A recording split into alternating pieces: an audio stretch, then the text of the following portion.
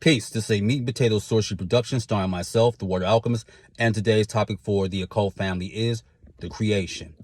Now, when you think of the creation from Abrahamic religions, you usually think of civilization's genesis beginning with two naked lovers, but that's far from the truth. And as I said in older videos, that Jehovah was not the only creator. Now, let me expound on that through gnosis as well as divination.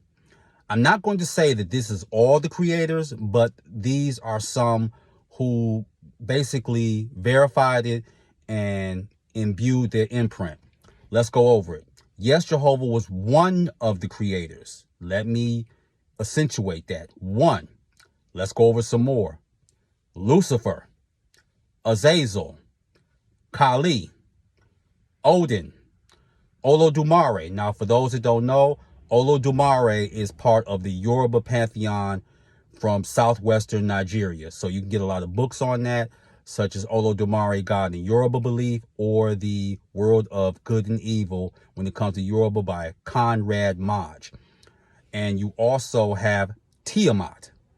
Yes, Tiamat is one of the creators of this planet, as well as imbuing people with her imprint of her draconian DNA. And you also have the Anunnaki, specifically like Anu, Naherzak, Enlil, and Enki.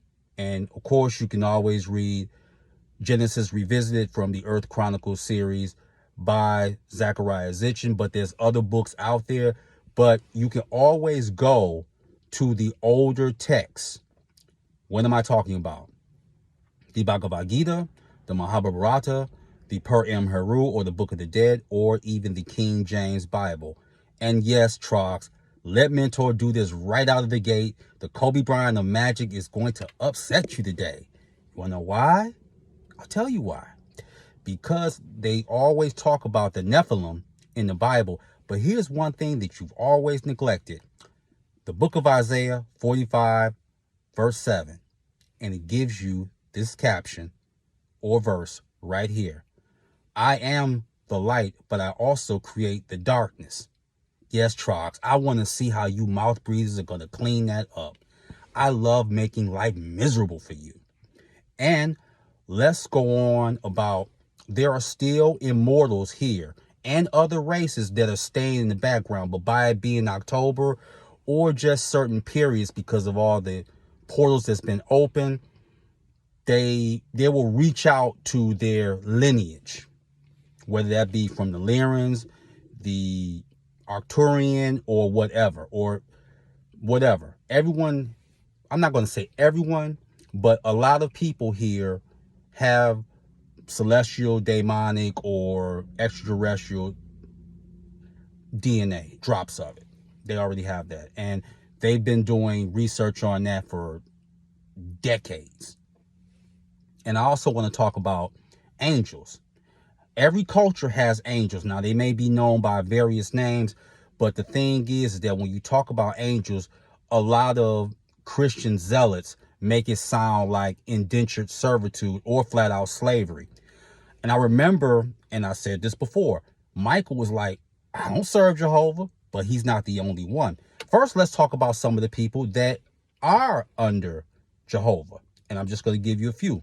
Sandalphon, his brother Metatron, Raphael, and Gabriel. Let's talk about some that I know that don't. Michael, that's one. Uriel. Uriel does not answer to Jehovah.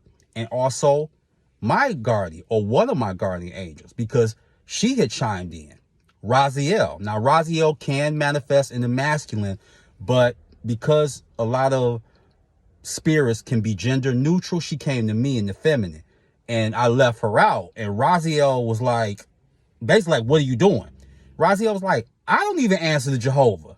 So get out this fantasy world that Jehovah is like some, I don't know, celestial John Gotti. He snaps his fingers and every angel come. No. Amongst honorable samurai, when you didn't have a master, they were referred to as Ronin. And I want to say this, and this is why I like a lot of movies, because some people will take the ancient texts, and some of them may be occultists or metaphysicians. And I remember Underworld Evolution. And to me, in my humble opinion, that was the best out of the installment. And I remember one of the first immortals, Alexander Corvinus, had offered this caveat to his bitter son, Marcus, who was the first vampire. And he was saying, Marcus, this world belongs to humanity now. And basically he was saying, you can mess this up for other immortals and other races trying to like go to battle with them, because you have extraterrestrials that are helping humanity. How do you think that the Nazis advanced like they did in the United States as well? How do you think they had technological advances within a 20-year radius? Again, think about it. Another movie I like was Dogma. Ben Affleck, Matt Damon, 1999. And Ben Affleck's character was an angel who had went Ronin. He had went rogue. And he said, wait a minute, this planet done been given to humans, and what did y'all do with it? Different races are observing, but they're looking for the opportunity to right the wrongs of humanity. And it's not because they love you. Some do love you. Some want you to evolve. And others could care less. You could fall off of a cliff, and if certain spirits or different race, they will push you off of it because you're taking too long for the end to come. So that's some of the things that's dealing with creation. And Tiamat wanted me to deliver this because apparently some of my subscribers, and I humbly thank you, you are some of her children. So Tiamat is like this. Tiamat, when she gives a mandate, it would behoove you to answer it.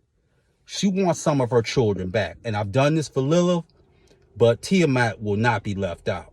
So Tiamat wants you to stand on your square, and no matter what rituals or grimoires you got to get a hold of, she wants you to get on it.